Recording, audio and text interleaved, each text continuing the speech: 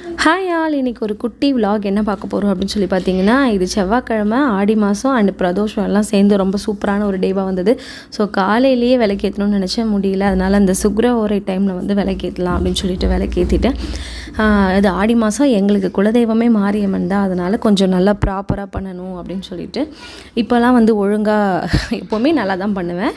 இந்த ஆடி மாதம் குலதெய்வ வழிபாடு கொஞ்சம் நல்லா பண்ணணும் அப்படின்னு சொல்லிட்டு, ஏன்னா எனக்கு சிவன் தான் ரொம்ப இஷ்டம், ரொம்ப ரொம்ப பிடிச்ச கடவுள்.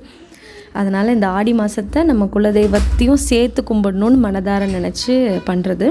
எப்போவுமே நான் வந்து விளக்கேற்றும் போது என்ன பண்ணுவேன் அப்படின்னு சொல்லி பார்த்திங்கன்னா, நம்ம நிலவாசலில் நல்லா காமிச்சிட்டு எல்லோரும் பண்ணுற மாதிரி தான் நான் விளக்கேற்றலாம் முடிச்சுட்டு கந்தசஷ்டி கவசம், கந்தகுரு கவசம், அதுக்கப்புறமா இப்போ ரீசெண்டாக கொஞ்ச நாளாக சிவபுராணம் வந்து படிக்க ஆரம்பிச்சிருக்கேன். இந்த பிரதோஷம் டைமில் ரொம்ப மனசுக்கு நிம்மதியாக இருக்குது சிவபுராணம் படிக்கும்போது. ஆன்லைன்லேயே கிடைக்கிது நமக்கு, சிவபுராணம் அப்படின்னு சொல்லி போட்டாலே நமக்கு வந்துடும். ஸோ அந்த வீடே வந்து ஒரு இந்த சாம்பிராணி இதெல்லாம் காமிச்சு புகைமூட்டமாக ஆக்கிட்டு அது ஒரு சூப்பராக இருக்குது அந்த ஒரு ஃபீலே. அண்டு நான் சாமி கும்பிட்டு முடிச்சுட்டு இதோ என் குட்டியும் உட்காந்துட்டார் என் கூட சாமி கும்பிட்றதுக்கு. ஆக்சுவலாக நான் வீடியோ ரெக்கார்ட் பண்ணேன், அவன் என்ன பண்ணான்றது இந்த வீடியோ எடிட் பண்ணும் போது தான் கவனித்தேன். அவர் கும்பிடவே இல்லை, என்னையே உட்காந்து பார்த்துட்டு இருந்திருக்காரு. ஸோ இன்றைக்கி டியூஸ்டே இப்படி தான் வந்து நல்லபடியாக சாமி கும்பிட்டு முடித்தோம்.